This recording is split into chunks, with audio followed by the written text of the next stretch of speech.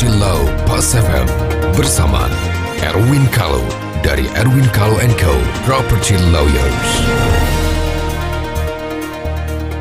Mitra bisnis Pas FM, selamat berjumpa lagi dengan saya Erwin Kalo di acara Property Law.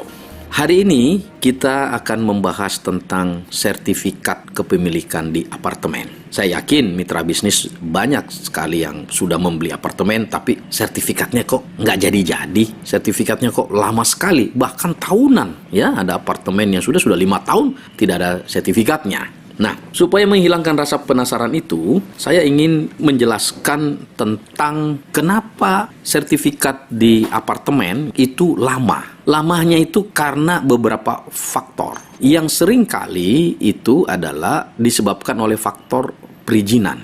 Nah, begini ceritanya mitra bisnis. Apartemen itu, perizinannya itu bertahap. Mulai dari izin lokasi, izin pembangunan, bahkan izin penggunaan yang namanya SLF. Sertifikat layak fungsi. Begitu terbit sertifikat layak fungsi, baru dapat digunakan. Nah, setelah ada SLF, untuk menjadi sertifikat, itu menjadi syarat utama. Nah, untuk menjadi sertifikat juga dibuatlah namanya pertelaan. Ada gambar pertelaan dan uraian pertelaan. Ya, melalui proses ke BPN dan pengawasan ditandatangan oleh gubernur. Tetapi, sebelum itu disahkan atau ditandatangani, Pemda DKI khusus di Jakarta, itu akan mengecek apakah fasum-fasos yang diwajibkan kepada pengembang itu sudah terpenuhi semua.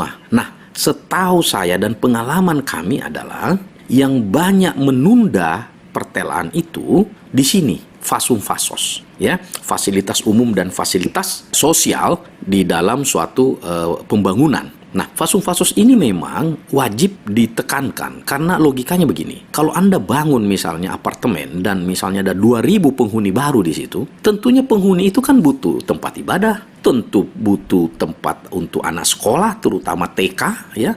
Jadi itu ada range-nya. Misalnya 1.000 kakak harus ada tempat ibadah, 5.000 kakak bahkan harus ada sekolah, ya, SD misalnya. 10.000 kakak harus ada taman pemakaman umum. Nah, itulah dia, makanya termasuk pembangunan apartemen, di situ ada kewajiban-kewajibannya, misalnya melebarkan jalan. Karena kalau ada pembangunan apartemen 2.000 kendaraan yang akan baru melewati itu, tentu jalannya kan harus diperlebar. Nah, yang kedua adalah drainasenya. Ada 2.000 apartemen yang buang air di situ, kan pasti drainase atau selokannya kan harus diperbesar. Kalau enggak dia melebar. Nah, ini logika kenapa fasum-fasos itu wajib hukumnya setiap pembangunan properti, baik di apartemen maupun di landed house. Karena adanya pertambahan volume, ya, penduduk, transportasi, sampah, air, dan lain-lain sebagainya. Nah, persoalannya mitra bisnis di sini adalah, ya, aparat Pemda kita itu kacamata kuda. Artinya ini tidak bisa tolak.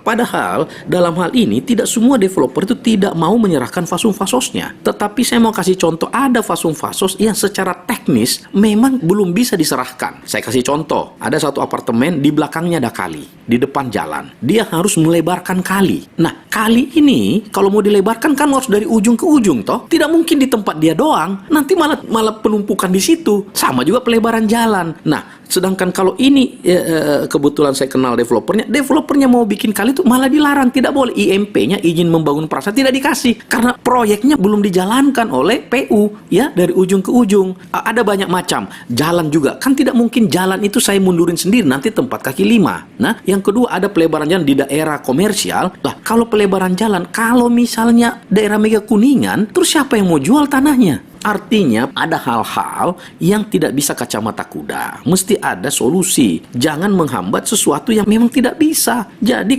kalau memang fasum-fasos itu realitanya secara fisik dapat dilaksanakan, ya dipaksakan. Tetapi kalau memang tidak bisa, jangan dipaksakan dilaksanakan. Pemda DKI ini kita himbau untuk melihat itu secara objektif. Jadi saya kira di sini memang solusinya adalah kebijaksanaan dari Pemda melihat apakah penundaan pertelaan itu, pengesahan pertelaan itu itu karena memang developernya yang bandel, yang tidak mau melaksanakan, atau memang karena masalah teknis, dia mau tapi teknisnya tidak bisa. Poin saya hari ini, mitra bisnis, bahwa kenapa sertifikat itu lama? Bukan karena developer menunda-nunda. Ada bilang, oh itu ditunda-tunda developer karena sertifikatnya dijaminkan ke bank. Itu ada yang begitu, tetapi kecil kemungkinan. Jadi perizinan yang belum selesai tidak sepenuhnya kesalahan developer. Ada kesalahan developer, ada ya, misalnya dia rubah-rubah bentuk, itu membuat lama ya toh. Tetapi yang setahu saya bahkan sudah tidak berubah pun itu belum terbit, sudah dipakai 5 tahun pun belum terbit sertifikatnya